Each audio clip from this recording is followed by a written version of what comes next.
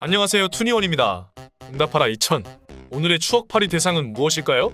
요즘 우리 세대들이 많은 관심을 가지며 모으고 있는 띠부띠부씨, 그와 동시에 포켓몬스터가 자주 언급되고 있습니다. 그래서 오늘의 추억팔이 대상은 바로 포켓몬스터입니다. 디지몬보다는 방영이 1년, 2년 정도 빨랐지만 90년대생에게 양대산맥은 디지몬과 포켓몬이 아닐까요? 자, 그럼 긴 말 필요 없고 바로 추억팔이 시작하겠습니다. 시작하기 전에 잠깐, 오늘 추억팔이를 하는 포켓몬스터는 1번 이상의 시부터 마지막 뮤츠까지만 포함되어 있는 오리지널만을 추구합니다. 추억팔이 요소 첫째, 포켓몬 스티커. 현재 띠부띠부실로 불리면서 다시 인기를 얻고 있는 포켓몬 스티커. 예전에는 포켓몬 도감책도 팔았습니다. 그래서 도감을 보면서 어느 포켓몬을 못 모았는지 찾아보곤 했죠. 특히 주인공 지우가 가지고 있는 사대초랑 피카츄, 파이리, 꼬부기, 이상희씨 이름들이 인기가 많았습니다. 그리고 지금처럼 그냥 스티커를 모아서 보관한 게 아니라 따로 서류를 보관하는 파일에다가 번호 순서대로 붙이면서 모았습니다. 예전에 전설의 포켓몬 말고는 거의 다 모았는데 보관해둘걸. 추억팔이 요소 둘째, 오프닝 엔딩. 포켓몬 노래는 당시 부모님들도 알 정도로 너무나 유명한 노래였습니다. 어린이들이 따라 부르기도 쉽고 가사도 너무 단순해서 쉽게 기억을 할 수 있었습니다. 자, 그럼 오프닝부터 들어볼까요? 자, 이제 시작이야. 키모지? 내 꿈을 위한 여행. 피카츄, 내 친구랑 함께니까. 그리고 포켓몬 노래 근본은 바로 이거죠. 피카츄라, 이츄, 파이리, 꼬부기, 워터풀, 야도란, 비전, 툭토가스. 포켓몬스터를 안 본 사람도 안다는 바로 이 노래. 당시 부모님들이 아이들을 데리고 노래방에 가면 무조건 애들은 이 노래를 불렀습니다. 때리고 뒹굴고 사막에서 정글에서 울다가 웃다가 서로 만나기까지 힘들었어도 우리는 모두 친구.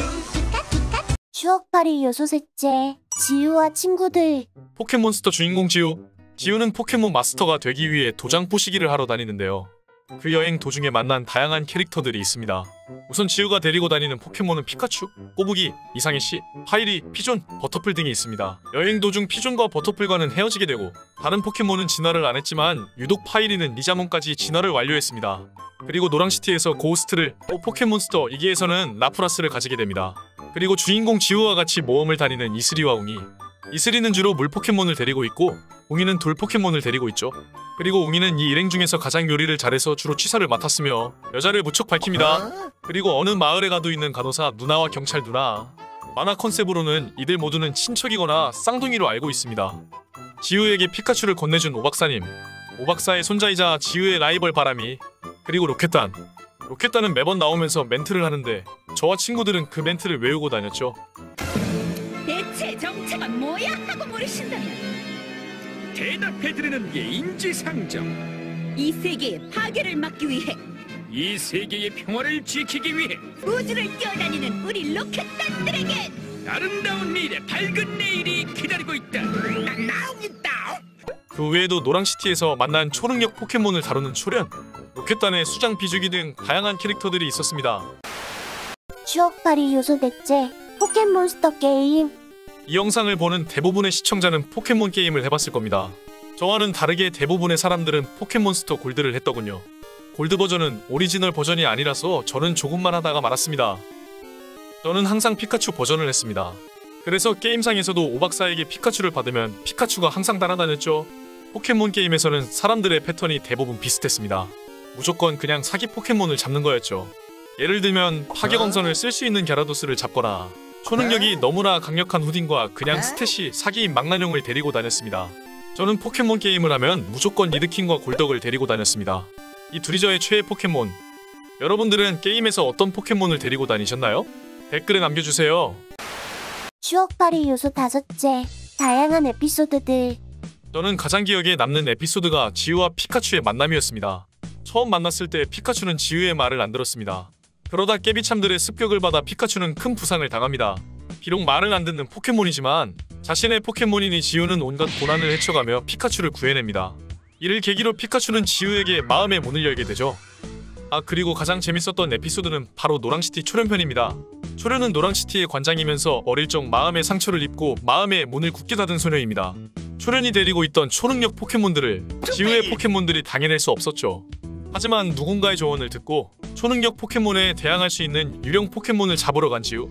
지우는 거기서 장난기 가득한 고우스트 삼형제를 만나고 그중 고우스트가 지우를 도와주러 가게 되죠. 근데 고우스트는 자신의 강력한 힘을 통해서 초련을 굴복시킨 게 아닌 자신의 익살스러움을 통해 초련을 웃게 만들어 초련은 다시 마음의 문을 열고 따로 포켓몬 대련 없이 지우는 노랑시티 배지를 얻게 됩니다. 그리고 이건 에피소드라고 표현해야 할지 모르겠지만 포켓몬스터 극장판 뮤츠의 습격이 기억에 남습니다. 뮤와 뮤츠는 포켓몬 도감과 스티커에는 나와있지만 만화에서 제대로 모습을 보인 적이 없습니다. 하지만 극장판을 통해서 뮤와 뮤츠가 처음 나왔을 때는 많은 어린이들이 열광을 했죠. 극장판에서는 뮤의 유전자로 인간이 만든 포켓몬이 뮤츠라는 설정이 나옵니다. 그래서 뮤츠는 강력한 초능력으로 인간을 조종하고 그를 통해 다른 복제 포켓몬들을 만들어냅니다. 이 극장판에서 사람들이 많이 아는 이 명장면이 나오죠.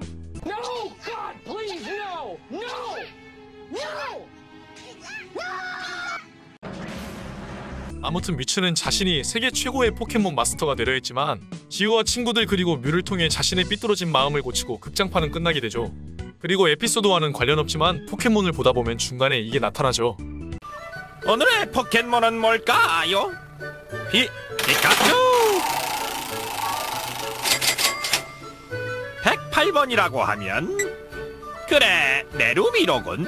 오늘의 한마디 네루미 혀를 자유자재로 정말 길다. 이것도 포켓몬을 보면서 한번 맞춰보는 재미가 있었습니다. 포켓몬스터를 회상하면서 저도 하루에 한 개씩 빵을 먹어서 스티커를 모아보려 했지만 빵을 구할 수가 없었습니다. 지랄하고 자빠졌네. 포켓몬스터는 7살 때부터 해서 투니버스에서 했던 재방영까지 포함하여 초등학교 시절 내내 시청했지만 전혀 질리지 않았습니다. 오히려 만약 포켓몬이 실제 세상에 있다면 나는 어떤 포켓몬을 키울까라는 상상까지 하곤 했죠.